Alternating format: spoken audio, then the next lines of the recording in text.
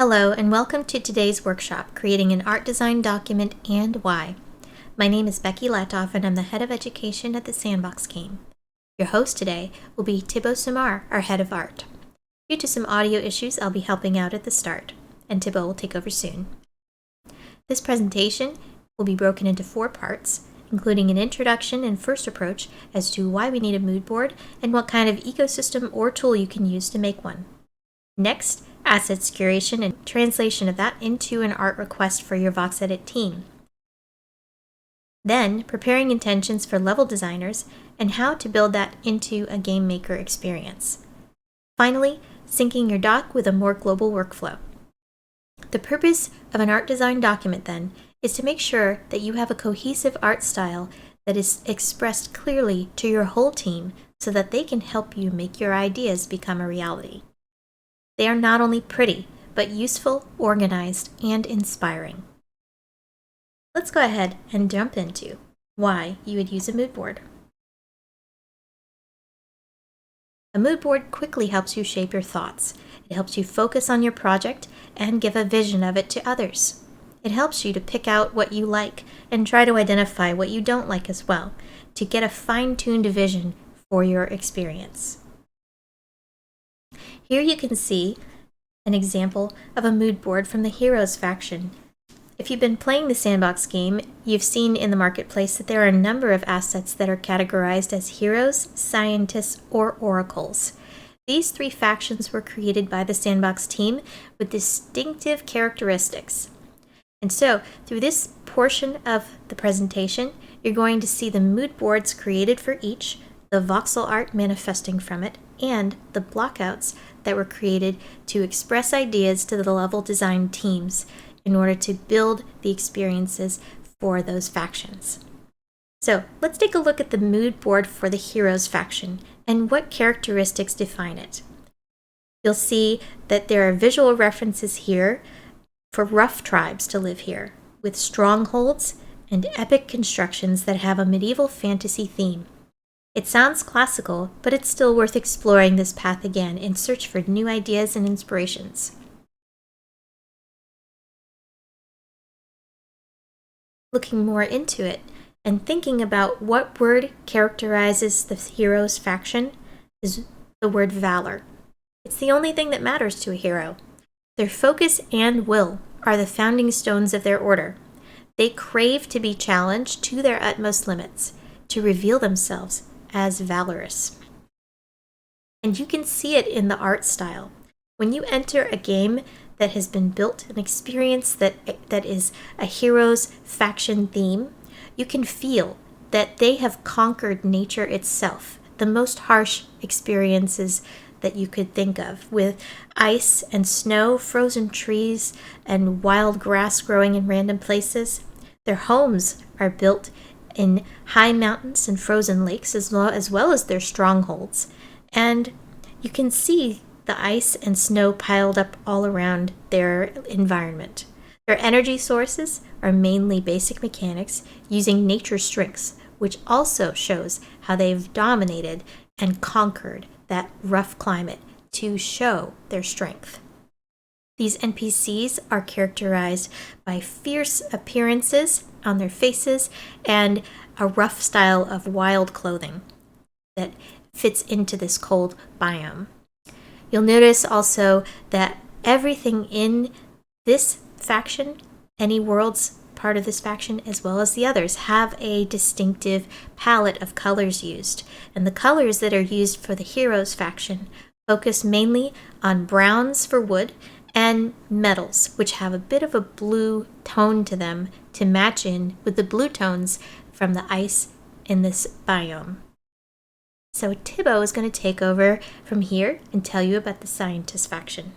Jumping to the Scientist mood boards now. On this side, we were very inspired by a lot of our recent artists showcasing like Sim Stolper, I think, flying buildings, flying cars, flying ships, because we assumed that this very specific faction would be scientist-oriented people that would want to live in their own structures, relying on technology. And by looking at the mood boards, we thought that this specific faction would be the best to use the verticality of the maps.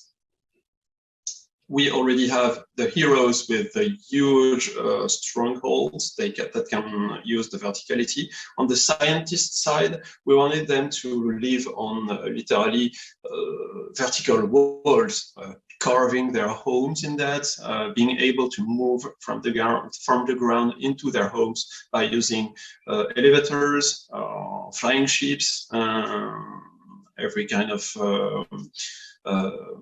technical gear that can help them moving from the ground to their homes.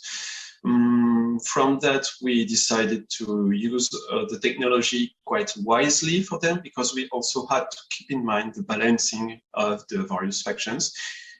It would be a bit messy to just introduce huge mecha warriors being able to crush anything on their way, because it would leave absolutely no way to the other two factions to exist. So we decided to, based on the mood boards, to decide that, okay, the technology is there, they have the knowledge for this technology, but there is a restraint source of power that cannot allow them to use an army of mecha, for example.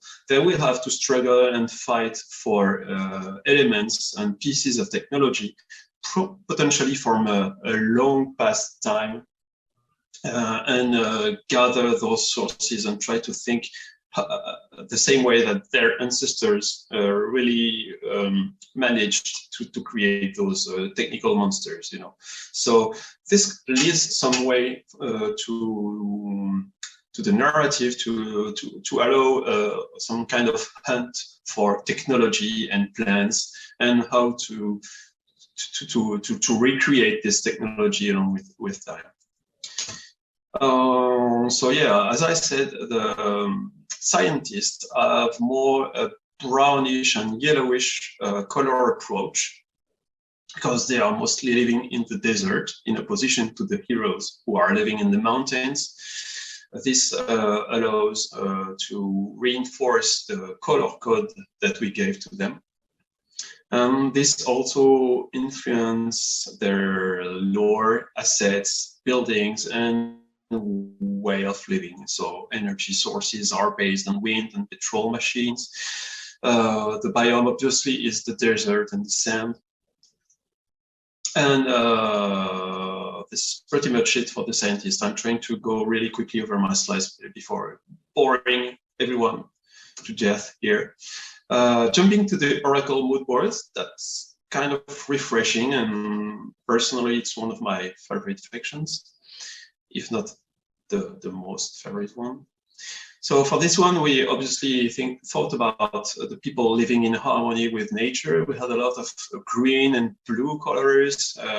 We had quickly ideas of people living in huts, buildings carved in the trees, and this wilderness going all around, even allowing people to go underwater if necessary. And this is kind of cool, because just actually we developed a new feature that will allow the NPCs and avatars to float and dive into water. So this leaves us way more room to move further on with our vision for the oracles. We will be able to bring that into the water to go even further in this specific vision.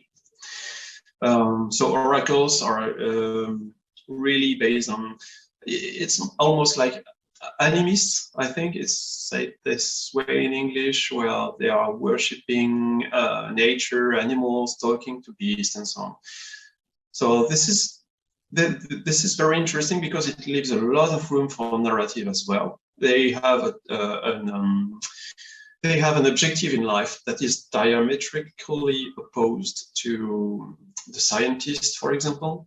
and scientists are potentially in a big conflict with oracles, because oracles have resources, scientists have the knowledge, and the heroes have this fighting will to try to keep things into balance between oracles and scientists. So there is an interesting cycle of conflicts and interest in what we settled down with these three factions. So I really hope that we'll be able to bring that back soon in the game. As I said, we have this season in preparation for later on. No ETA yet, but there's a lot of stuff incoming, and the narrative team has worked on amazing stuff here as well. Can't wait to play it with you guys.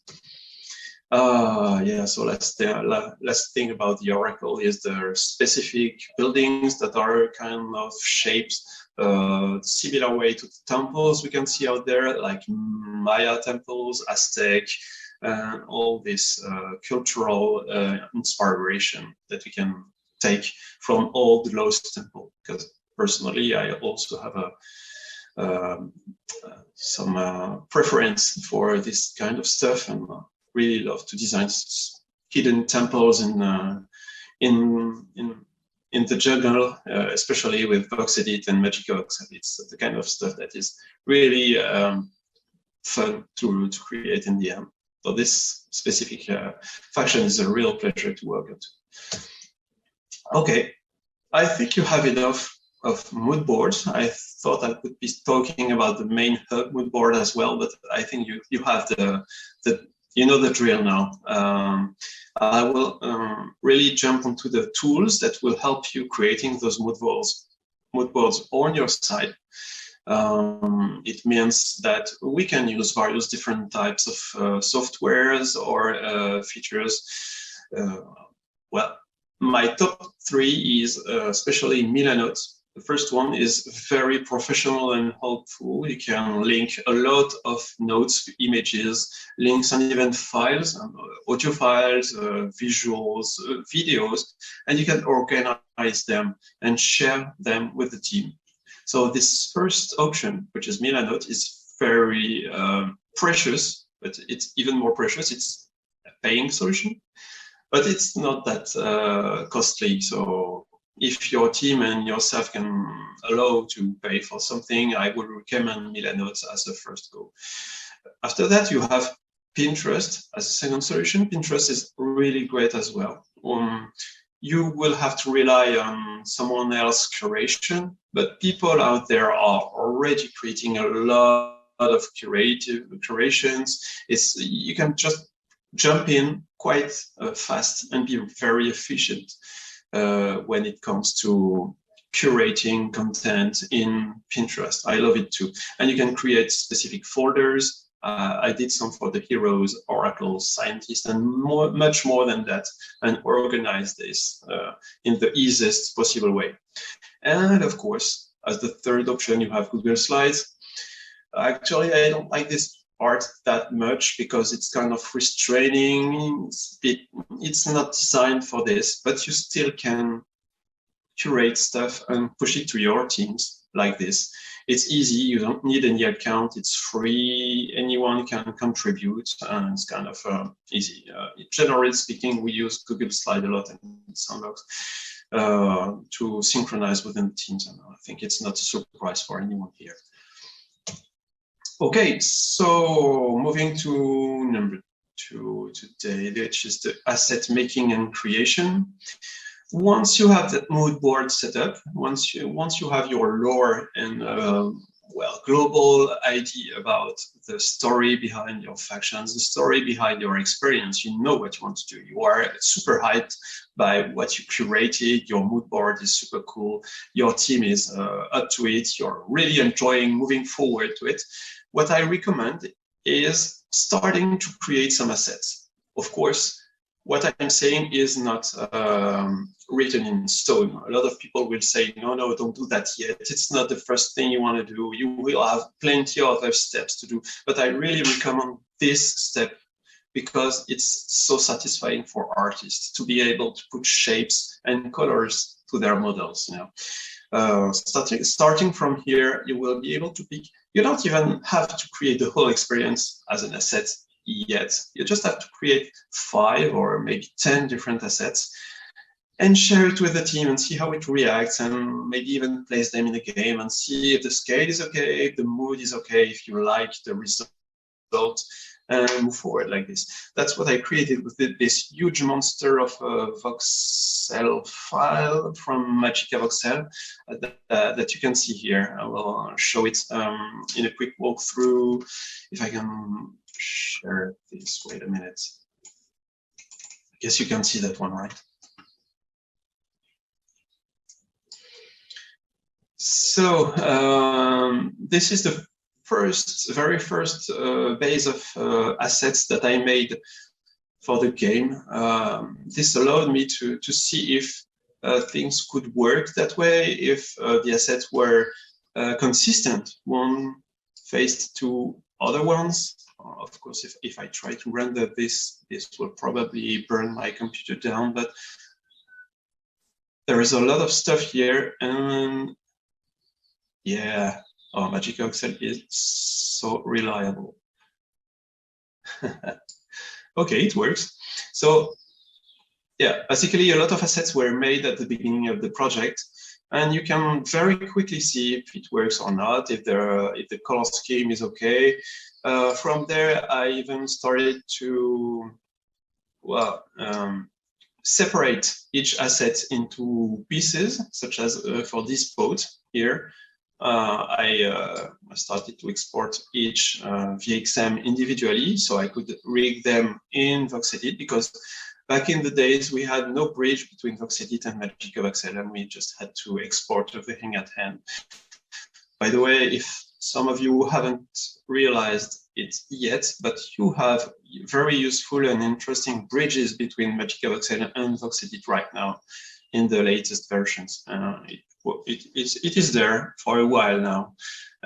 This is very interesting because you can use the power of Magica Voxel and the rigging system of VoxEdit and go back and forth from one to the other. That's very efficient. And I would be sad not to be able to use Magica Voxel anymore. And I mean, it would be a shame to just, sticking to one of your tools without using the other, especially this one. As you can see, there's a lot of stuff happening here. Yeah, this is one of the first dragons that I made.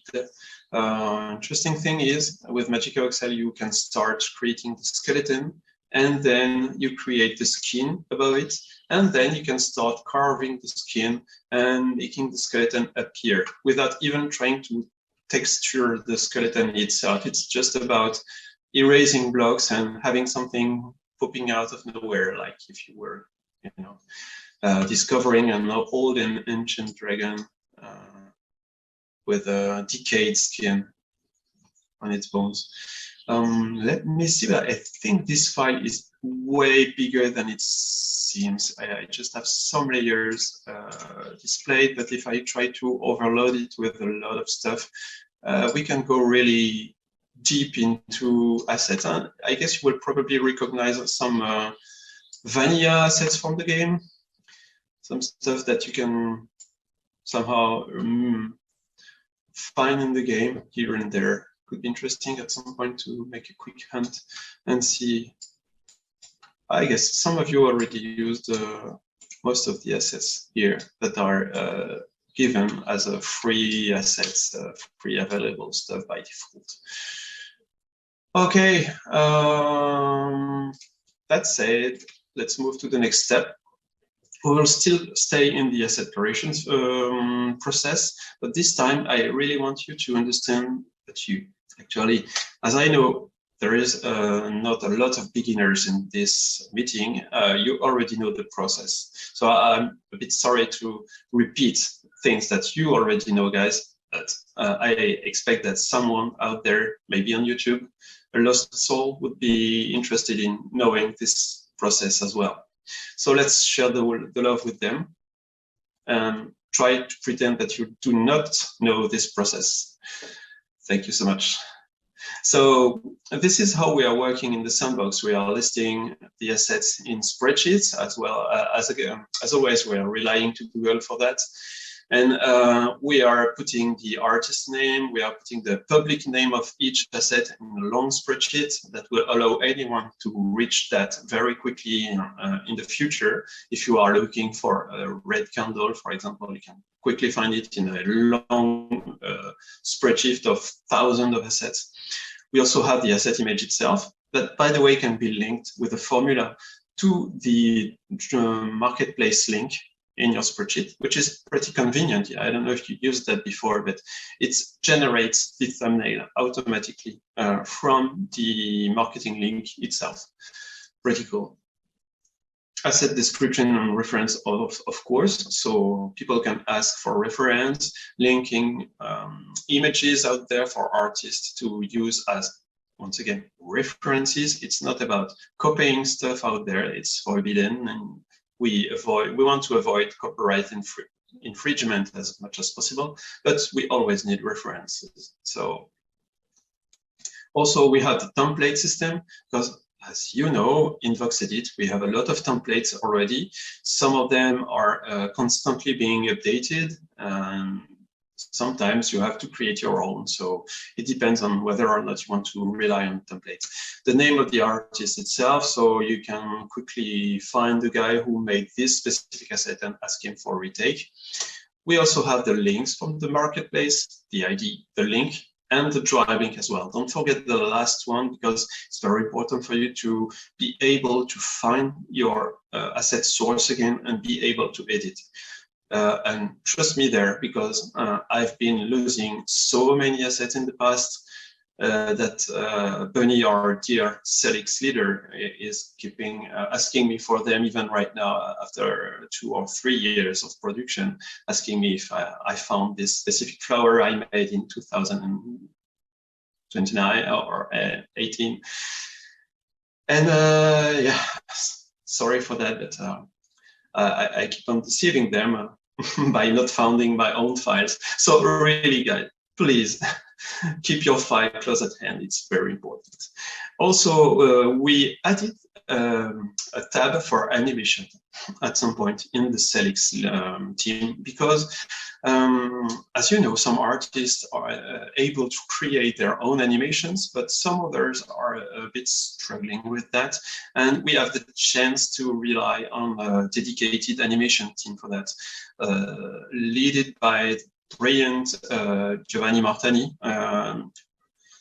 And they are adding a lot of life and soul to the assets the artists are creating. This is we have a lot of luck to have this possibility internally. I think most of the time the artist will need to animate their assets on their own. Sometimes it's easy. Some of the time when you need to animate a spider, for example, pretty difficult, to be polite. After that, you of course can add artist notes and cell lead notes, so you can have some back and forth with the artist, asking him for a retake. You have the status of the assets. It's important to know if it was approved or it needs to be fixed, or if it's uploaded already on the drive. And right after that, you have the additional notes and the checkbox to know if this specific asset is set as exclusive or not. Setting assets as exclusive is a bit of an internal process for us to allow these assets to be spread upon many different accounts at the same time. Because if you don't do that, this asset will only be available in your own account. And this can be an issue, especially with level designers that are working on many different experiences on many different accounts, and who will probably need the very last piece of rock or the super neat flower that you made, and that is not available for them. Of course, do not upload this on each and every account out there. You just have to click on exclusive and this will be available for them all. Yeah, I think this specific document I will get back to in the next workshops, because we really need to insist on that, especially with the external IPs and studios that we are working on. But I won't take you that much time for now with this. Third part of this workshop is about level design and about preparing intentions for them. I guess I will take a few seconds as well to, well, drink some water and maybe ask you for questions, or even know if I'm still in the meeting or talking alone in the dark. You're not alone, Thibaut, don't worry. Thank you for that. I can see that there is some discussion ongoing. Of course, if I click that button, I may break the entire system on my own. So Becky, feel free to tell me if there is anything very specific, or if it's not, we'll keep them for QA a bit later on.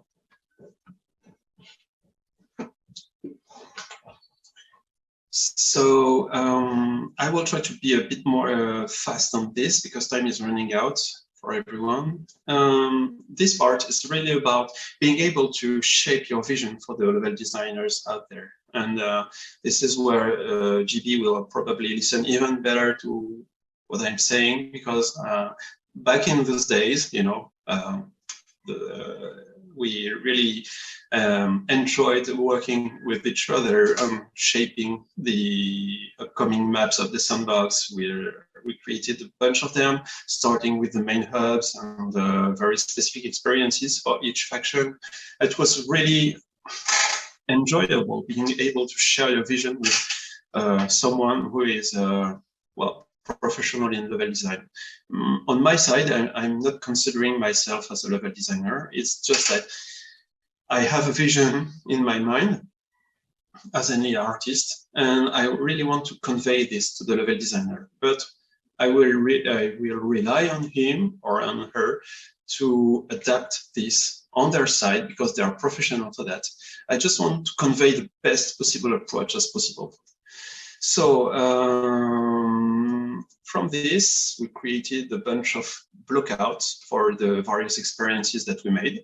This was made in Magica Excel, of course. It's way easier to proceed this way, and we can rely on well, on a lot of features from Magica for that. I will show you very quickly. So this one was from the heroes. I guess we did not use this after all. This one for the scientists, I think you will still see some similarities in this, because it's very vertical. We have a huge clock in the background. We have stairs, we have platforms. We even have lowlands, flying boats we do have, steam machine, junkyard, and so on. This one was for the oracles. I really wanted to convey the idea of huge monsters being long time dead, and the people from the Oracle faction being able to use the corpse and the skeletons of those huge beasts as a place for their houses.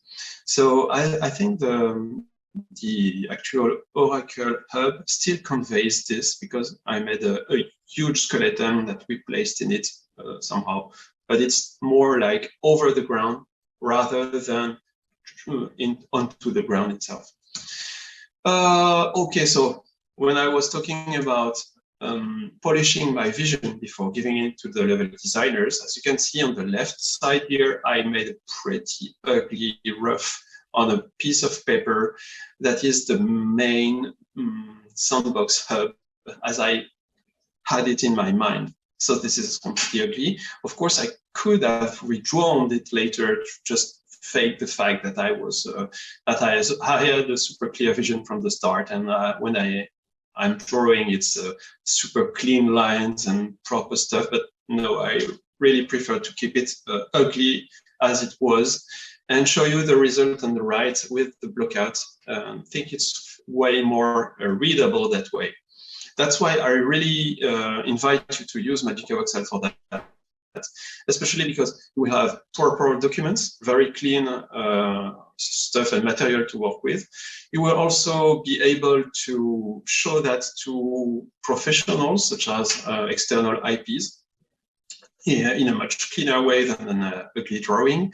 And you will also be able to rotate your map, try to maybe even carve it and try different approaches, being able to erase the model itself in Magical Excel and show your level designers that you have not only the external approach of the land, but you have also carved it and you can see the inside with caves, swamps, or hidden parts and so on.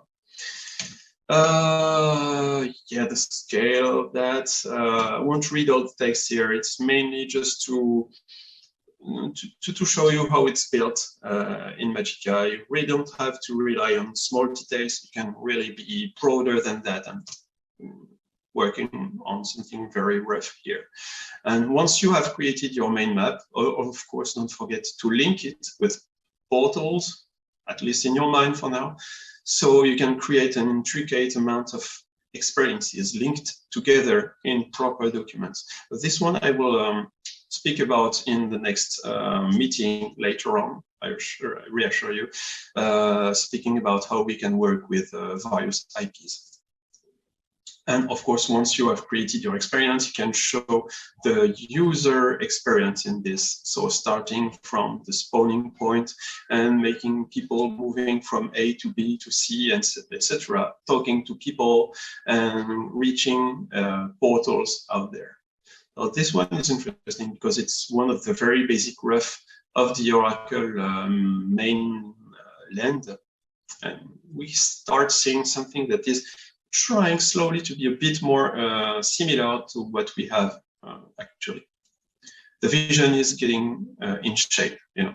And maybe just, I can't resist to show you that. I promise I will stop just after that. If I erase all this and focus on, yeah, this one, for example. Let's say that this one is one of my first drawings. If I go to Magical Excel like this, you can say that we can see that we are working on a land in which you can really easily adjust stuff. You know, if, for example, I need to, I don't know, push the land up right there and decide to, I don't know, create a hole in there that will go to the other side. And maybe we can say, okay, let's carve something right here and go inside, and we will probably give it some windows here so that the light of the game maker can go inside and the place won't be too dark. You know, really creating shapes and refining the vision of the experience super fast. Magical Excel is really the go-to for that. But I think it's also going to be part of an upcoming workshop, and I think GB already did a lot of experiences and shows about it in the past. Well, I think we are now almost finished with the workshop itself. I may suggest you to work, if you want, on some mood boards on your own. I would be very curious to see how you can curate your own content.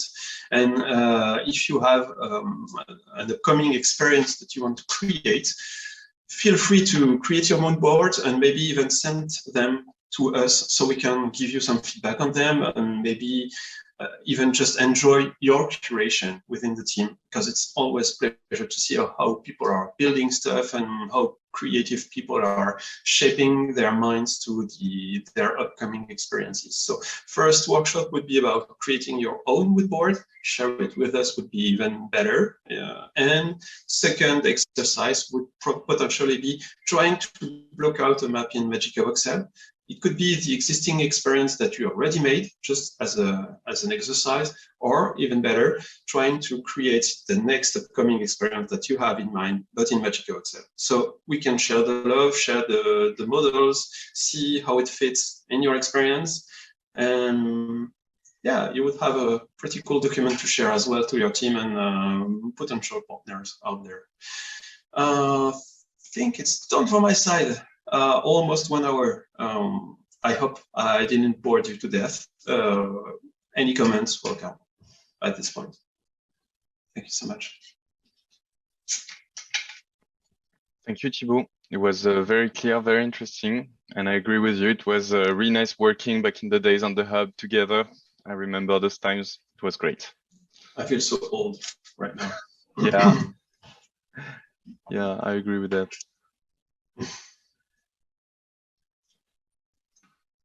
So let's see.